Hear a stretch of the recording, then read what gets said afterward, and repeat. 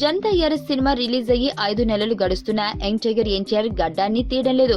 అదే లుక్ ని మెయింటైన్ చేస్తున్నారు. అందుకు గల కారణం బయటకు వచ్చింది.